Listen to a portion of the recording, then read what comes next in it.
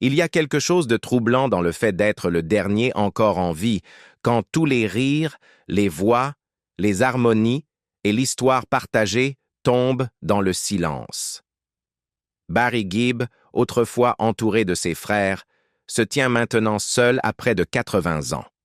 Derrière le glamour, les projecteurs et la renommée mondiale se cache une histoire de regrets douloureux, de blessures invisibles et d'un silence insupportable. Ce n'est pas une histoire de disco ou de disque d'or, c'est une histoire de douleur, de survie et de solitude que même la célébrité ne peut effacer. C'est une histoire que vous n'avez jamais entendue en entier, une histoire que vous n'oublierez pas. Le début n'a jamais été facile. Avant la célébrité, avant les projecteurs et les tournées mondiales, il n'y avait qu'une rue tranquille à Douglas, sur l'île de Man.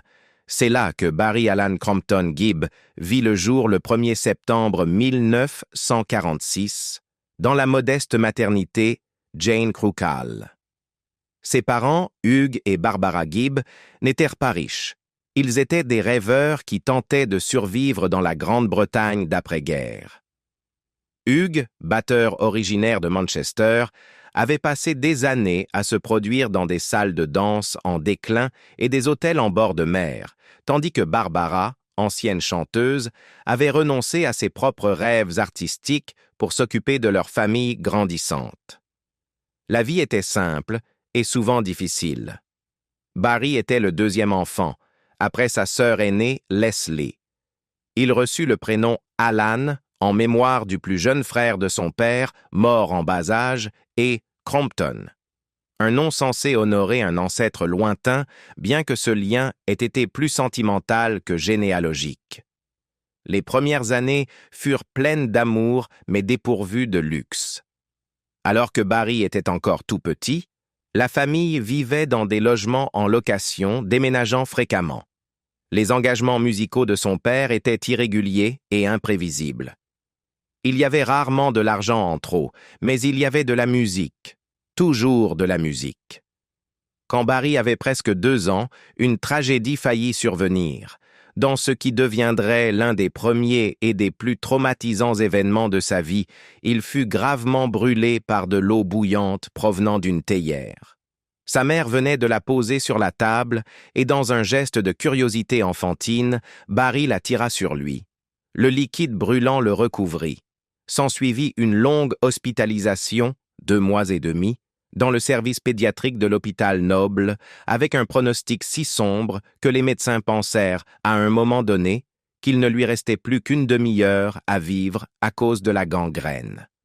À cette époque, les traitements avancés comme les greffes de peau n'étaient pas encore courants. La douleur était inimaginable, et le danger bien réel. Son corps porta les cicatrices toute sa vie. Étrangement, Barry confessa plus tard ne garder aucun souvenir de cet épisode. Le traumatisme avait été enfoui, mais non effacé. L'idée d'avoir été brûlé est quelque part là-dedans, mais je n'en ai aucun souvenir, déclara-t-il un jour. J'ai les cicatrices, mais pas la mémoire. Ses parents, en revanche, n'oublièrent jamais. Cela les transforma. Cela marqua la famille d'une peur qui ne la quitterait jamais tout à fait. Après la guérison de Barry, la famille reprit sa vie discrète et modeste.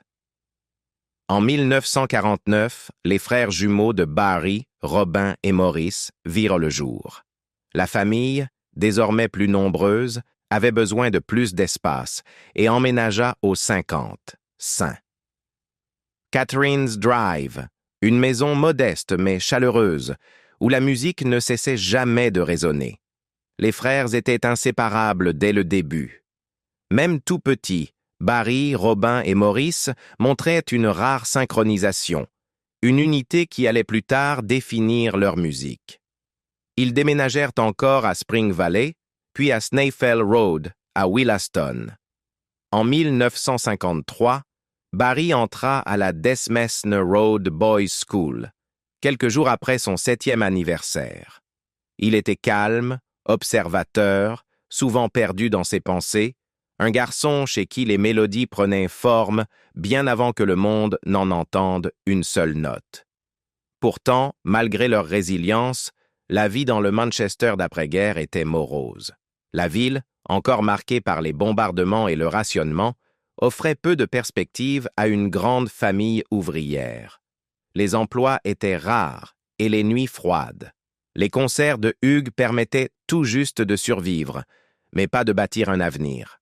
Malgré tout, Barry et ses frères apprirent quelque chose de fondamental durant ces années. Comment surmonter les épreuves ensemble.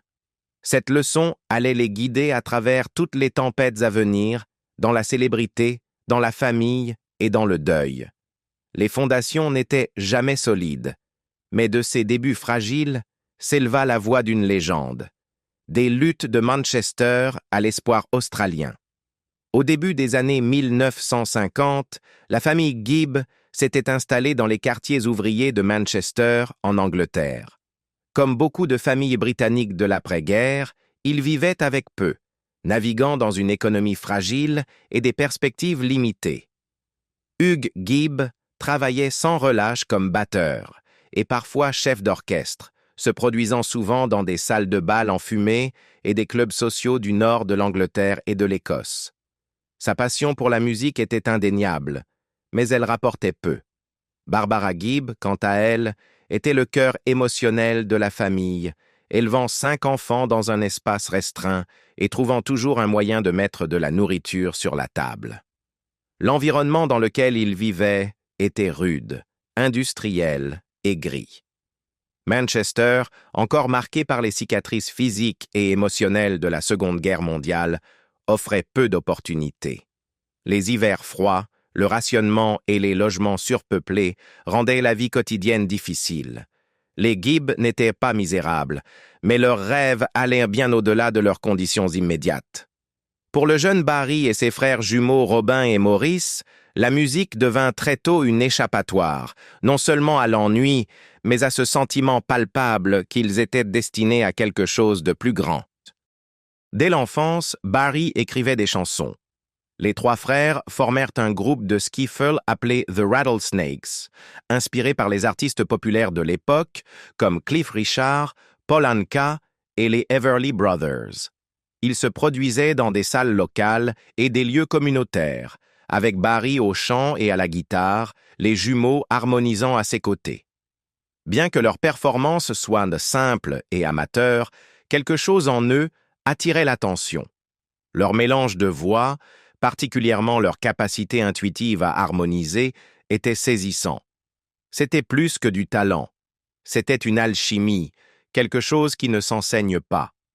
Mais Manchester n'était pas un endroit où les rêves pouvaient s'envoler. En plus des difficultés financières, la famille fit face à un autre défi. Le jeune Robin montrait des signes de troubles du comportement. Il développa une fascination pour le feu et était connu pour allumer de petits incendies, dont un où il aurait mis le feu à un panneau publicitaire. La police intervint et bien qu'aucune accusation formelle ne fût portée, les autorités locales suggérèrent à la famille de changer d'environnement. Déjà accablés par les soucis économiques, les Gibb durent maintenant affronter le regard de la société. En 1958, la décision fut prise. La famille Gibb allait émigrer en Australie. Ils firent partie d'un programme d'immigration assistée connu sous le nom de 10 Pound Pom, dans lequel les citoyens britanniques se voyaient offrir un passage subventionné et la promesse d'une vie meilleure dans les villes en plein essor d'Australie. La famille embarqua à bord du navire Fairsea à Southampton, en direction de la côte est ensoleillée de l'Australie. À bord se trouvait aussi Red Simons, futur guitariste de Skyhooks, ainsi que les parents de la chanteuse Kylie Minogue, une curieuse note de bas de page dans l'histoire croisée de la musique australienne. À leur arrivée à Redcliffe, dans le Queensland, la famille là trouva un nouveau rythme de vie. Bien qu'ils soient arrivés avec peu plus que de l'espoir, l'environnement était radicalement différent des rues moroses de Manchester. L'air était plus chaud, les gens plus optimistes, et l'opportunité, pour la première fois, semblait tangible. C'est là que le parcours musical des frères Gibb prit véritablement forme. Ils commencèrent à se produire entre les courses à l'hippodrome de Redcliffe, chantant devant des foules qui leur lançaient des pièces en guise d'appréciation. Ce n'était pas glamour, mais c'était gratifiant.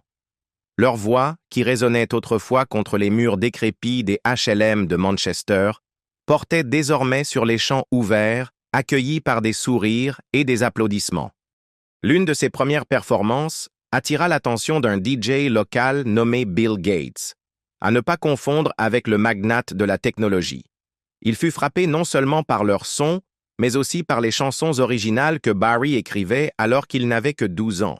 Gates diffusa leurs morceaux à la radio et les aida à décrocher d'autres engagements, proposant un nom pour le groupe, The Bee Gees, pour Barry Gibb, Bill Good et lui-même, Bill Gates. The Bee Gees, une légère variation, venait de naître. Pour Barry, l'Australie représentait plus qu'un nouveau pays. C'était un redémarrage, un lieu où le poids de la pauvreté d'après-guerre et de la stigmatisation sociale s'estompait et où un avenir dans la musique semblait enfin possible.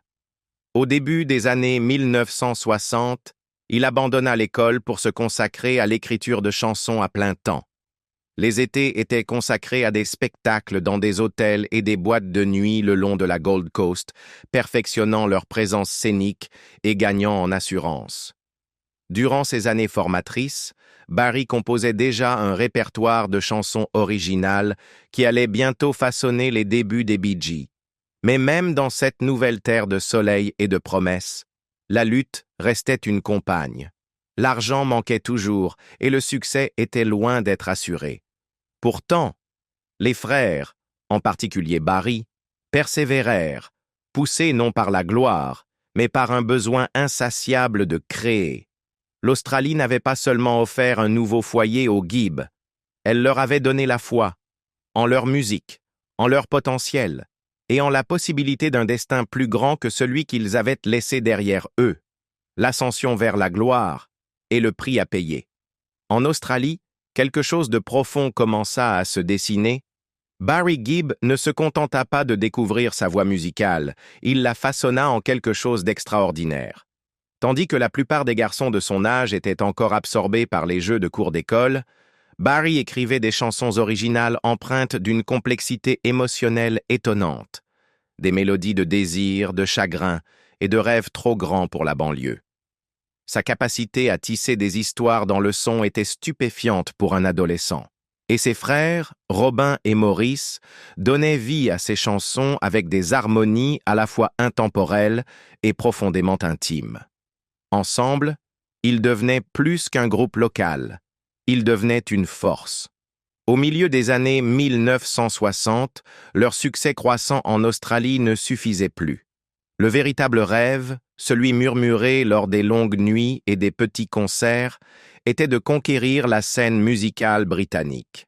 Début 1967, la famille Gibb retourna en Angleterre, les valises pleines d'espoir et un catalogue de chansons qui allait bientôt tout changer. Ils n'arrivèrent pas en inconnus, mais en jeunes hommes avec un but. L'industrie musicale britannique était une tornade, dominée par des géants comme les Beatles et les Rolling Stones. Pourtant, les Bee Gees n'imitaient pas. Ils offraient quelque chose de distinct, une émotion brute, une beauté sombre et des récits chantés en une troublante harmonie à 3 voix. Leur premier album britannique, Bee Gees Premier, marqua une percée immédiate. Il présenta au monde un groupe capable de traverser les genres et les époques, alternant entre ballades soul et paysages psychédéliques surréalistes. New York Mining Disaster 1941 attira l'attention avec son titre énigmatique et ses tonalités sombres. Mais c'est To Love Somebody, écrite par Barry et initialement destinée à Otis Redding, qui scella leur place en tant qu'auteur-compositeur sérieux. La vulnérabilité poignante de la chanson, portée par la voix bouleversante de Barry, en fit un standard instantané. De Nina Simone à Michael Bolton, des générations d'artistes redonneraient vie à cette même mélodie. Mais la lumière de la célébrité projetait aussi de longues ombres. En coulisses, Le lien entre les frères, autrefois indéfectible, commença à se déliter. Robin, le jumeau sensible et mélancolique, se sentait souvent relégué. Il croyait que sa voix, avec son vibrato perçant, était la véritable âme du groupe. Barry, charismatique et déterminé, était de plus en plus mis en avant comme leader, un changement encouragé par leur manager Robert Stigwood. Les tensions créatives montaient. Barry et Robin s'affrontaient en studio. De simples désaccords sur les arrangements tournaient en confrontations émotionnelles. Maurice, toujours médiateur, se retrouvait au milieu. En 1969, la tension explosa. Après une querelle particulièrement amère à propos du single First of May, où Barry assurait la voix principale, tandis que la chanson préférée de Robin, Lamplight, fut reléguée en face B, Robin quitta le groupe. Ce départ ne fut pas temporaire, il fut public. Les gros titres annoncèrent la séparation des Bee Gees et pour la première fois, Barry se retrouva seul à porter le poids de l'héritage du groupe. Lui et Maurice continuèrent sous le nom des Bee Gees, mais quelque chose d'essentiel manquait. Non seulement la voix de Robin, mais cette synergie émotionnelle qui n'existait que lorsqu'ils étaient trois. La séparation fut une peine silencieuse. Ils étaient peut-être artistes, mais ils étaient avant tout frères, élevés dans les mêmes maisons exiguës, partageant les mêmes douleurs d'enfance, les mêmes rêves. Pour Barry, ce n'était pas seulement une perte créative, c'était une blessure personnelle aggravée par l'orgueil et le manque de communication. Il tenta d'avancer, enregistrant de nouveaux morceaux, travaillant sur des projets solos, explorant même la comédie. Mais l'étincelle s'était atténuée. La carrière solo de Robin connut un succès modeste, et Barry comprit vite que la force du groupe avait toujours résidé dans leur union. Sans Robin, la magie s'étiolait. À la mi-1970, les frères commencèrent lentement à se reconnecter. Il n'y eut ni excuse théâtrale, ni geste que spectaculaire, juste de la musique. Une mélodie partagée ici, une harmonie spontanée là. Cela suffisait. Ils se retrouvèrent. Et le moment était parfait. Car au coin de la rue les attendait un son, un mouvement, un moment, le disco, qui allait non seulement les ramener sous les projecteurs, mais les propulser vers l'immortalité musicale. Mais même alors, au cœur des plus hauts sommets étincelants, les fissures subsistaient. La rupture de 1969 avait laissé des cicatrices. Et Barry, l'aîné, le pilier, passerait le reste de sa vie à porter le fardeau de celui qui tenait toujours tout ensemble, même quand son propre cœur se brisait. Les fantômes derrière la gloire. À la fin des années 1970, les Bee Gees n'étaient plus simplement un groupe à succès. Ils étaient un phénomène culturel. Saturday Night Fever les avait élevés du rang de stars de la pop à celui d'icônes. Leur voix était devenue synonyme d'une époque entière, leurs chansons faisaient vibrer les pistes de danse de New York à Sydney. Le trio, vêtu de costumes scintillants et entouré de lumières clignotantes, semblait intouchable. Mais à mesure que les applaudissements devenaient plus forts et que la célébrité s'intensifiait, les frères, en coulisses, se désagrégeaient lentement. Le monde voyait le glamour. Ce qu'il ne voyait pas, c'était le prix à payer pour rester au sommet. Le succès, surtout lorsqu'il arrive comme un raz-de-marée, peut noyer même les liens les plus solides.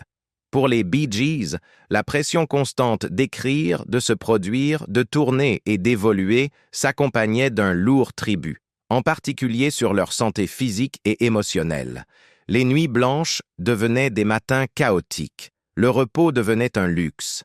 L'exigence permanente d'être brillant, d'être pertinent, poussait les frères dans des routines intenables.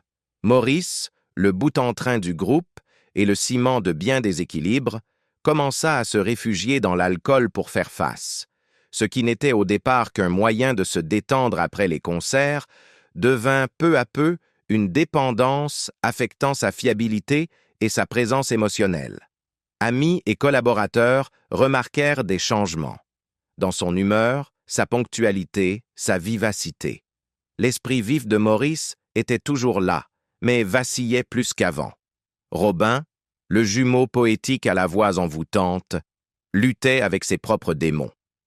Pour tenir le rythme effréné des tournées et de l'écriture, il se tourna vers des substances énergisantes. Avec le temps, cela altéra son comportement et son jugement. Son mariage se détériora. L'homme qui chantait autrefois des paroles tendres sur l'amour et le chagrin s'éloigna de sa propre famille.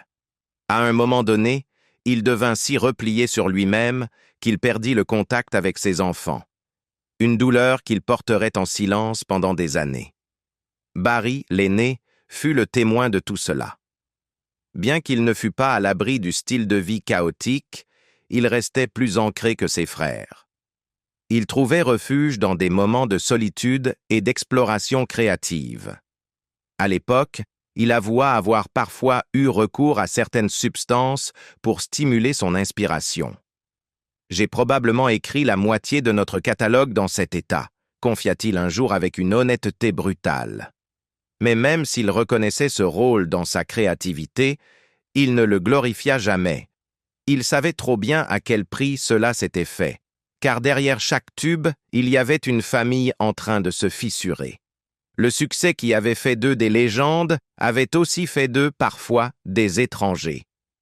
Barry se retrouvait souvent seul au piano à composer des mélodies empreintes de mélancolie, tandis que les relations autour de lui s'effaçaient doucement. Les voix qui, autrefois, s'harmonisaient sans effort, devenaient de plus en plus distantes, non seulement dans le ton, mais dans l'esprit. Les Bee Gees étaient célébrés pour leur unité, mais durant ces années-là, cette unité n'était souvent qu'une façade. En coulisses, les tensions bouillonnaient, la communication se rompait, il y avait des répétitions manquées, des séances studio écourtées, et un sentiment croissant que cette célébrité tant convoitée les éloignait les uns des autres. Et pourtant, malgré tout cela, la musique ne s'arrêta jamais. C'est ce qui rendait le tout encore plus troublant, cette contradiction entre l'énergie joyeuse des chansons et le chagrin silencieux qui se jouait derrière. Barry continua d'écrire, de produire, de maintenir ce qu'il pouvait. Mais avec chaque année qui passait, il devenait plus difficile d'ignorer les ombres qui s'allongeaient derrière les projecteurs. Ils avaient conquis le monde. Mais à quel prix? Les applaudissements étaient assourdissants. Le silence à la maison, encore plus. Un traumatisme d'enfance qui ne s'est jamais effacé. Derrière la voix légendaire de Barry Gibb, celle qui a traversé les générations et accompagné tant d'histoires d'amour et de chagrin, se cache un silence qui a duré plus de 70 ans. Un silence né non de l'oubli, mais de la peur, de la confusion et du poids d'une expérience qu'aucun enfant ne devrait jamais avoir apportée. À l'âge de seulement 4 ans, alors qu'il pouvait à peine formuler des phrases sur le monde qui l'entourait, Barry vécut un incident profondément troublant qui laissa une empreinte indélébile sur sa vie intérieure. Des décennies plus tard, dans un rare moment d'honnêteté vulnérable, Barry raconta l'expérience lors d'une interview. Il hésita en parlant, marqua des pauses, incertain que cela devait même être exprimé à voix haute. Mais il le fit. À cet âge si tendre, il fut ciblé par un homme de sa communauté qui eut un comportement inapproprié, franchissant des limites qu'aucun adulte ne devrait jamais franchir. Barry précisa rapidement qu'il n'y avait pas eu de contact physique, mais évoqua d'autres choses, qu'il choisit de ne pas détailler, qui le hantèrent d'une manière que les mots ne pouvaient pleinement traduire. Le traumatisme ne résidait pas seulement dans l'acte lui-même, mais dans la peur, la confusion et la trahison de la confiance. Des émotions bien trop lourdes pour un enfant de 4 ans, mais qu'il porta malgré tout. La situation s'aggrava au point d'impliquer les autorités. Barry se souvint, avec une clarté glaçante, avoir été interrogé par la police au milieu de la nuit. Un petit garçon en pyjama, réveillé pour répondre à des questions qu'il ne comprenait presque pas. « 4 ans et un policier sur ton lit à 4 heures du matin », se rappelait-il. Si ça ne t'apprend pas ce qu'est la vie, rien ne le fera. Ce fut le genre de moment qui divise une enfance en deux, avant et après. Et pour Barry, il n'y eut jamais de retour possible vers le avant. Ce qui rend cela encore plus bouleversant, c'est qu'il garda ce souvenir dans le silence pendant presque toute sa vie. Il n'en parla jamais à ses frères. Il ne le confia à aucun ami. Pas même durant le tumulte émotionnel lié à la célébrité des Bee Gees, ni durant le deuil de Maurice et Robin. Ce n'est qu'à l'aube de ses 70 ans, un âge où l'on contemple en général la plénitude de la vie et non ses cicatrices, qu'il choisit de se confier. Non parce que la douleur avait disparu, mais parce qu'il comprit que le silence, s'il apaise à court terme, ne guérit pas à long terme. La décision de Barry de partager son histoire n'était pas une demande de compassion. C'était, comme il le suggéra, une manière de s'assurer que les ombres ne restent pas à jamais dans les coins. C'était aussi, en un sens, le prolongement de l'honnêteté qu'il avait toujours insufflé à sa musique. Tant de ses paroles évoquent la vulnérabilité, le désir et les blessures invisibles que les gens portent. En écoutant attentivement les ballades des Bee Gees, des chansons comme « How Can You Mend a Broken Heart » ou « Words », on perçoit une douleur douce sous la mélodie, un sentiment de non-dit. Peut-être que maintenant, cela devient plus clair. Le traumatisme d'enfance ne s'efface pas toujours avec le temps. Parfois, il façonne la personne que l'on devient. Dans le cas de Barry, il ne l'a pas brisé, mais il l'a accompagné, un fantôme silencieux derrière la célébrité, les disques d'or, les projecteurs. En choisissant enfin de parler, Barry n'a pas seulement honoré l'enfant qu'il fut, il a aussi offert du courage à ceux qui portent, eux aussi, des souvenirs similaires dans le silence. Car parfois, le plus grand acte de force consiste à murmurer une vérité que l'on a gardée en soi toute une vie. La douleur d'être celui qui reste. En 1988, le plus jeune des frères Gibb, Andy, est décédé d'une inflammation cardiaque aggravée par des années de consommation de substances. Il n'avait que 30 ans. Bien qu'il n'ait jamais été un membre officiel des Bee Gees, Andy était le protégé de Barry. Barry écrivait des tubes pour lui, chantait avec lui et tentait de le guider vers la stabilité. Mais la fragilité d'Andy était trop grande. Sa mort fut la première grande fracture dans l'univers de Barry. En 2003, Maurice mourut soudainement à la suite de complications dues à une torsion intestinale. Barry fut anéanti. Cela arriva sans prévenir. Maurice avait toujours été le lien entre Barry et Robin, le diplomate en temps de conflit. Sans lui, le lien entre les deux frères restants se tendit à nouveau. Puis, en 2012, Robin s'éteignit après une longue maladie. Pour Barry, cette perte fut encore plus difficile. Il avoua dans une interview bouleversante qu'il n'était pas en bons termes avec Robin au moment de sa mort. « Chaque frère que j'ai perdu, c'était à un moment où on ne se parlait plus, confia-t-il. C'est avec ça que je vis maintenant. » Le dernier des Gibb. Après la mort de Robin, Barry pensa ne plus jamais chanter. Il passa des mois à pleurer, incertain de vouloir ou de pouvoir remonter sur scène. Le son de sa propre voix, autrefois fusionnée à celle de ses frères, lui semblait désormais trop solitaire. Mais la musique n'était pas qu'une carrière, c'était son refuge. En 2016, il fit son retour sur scène, rejoignant Coldplay au festival de Glastonbury pour chanter Stayin' Alive, non pas comme une célébration, mais comme un hommage aux frères absents. Il finit par sortir des albums solo, réimaginant les chansons des Bee Gees dans un style country et encadra de jeunes musiciens. Mais rien ne combla le vide.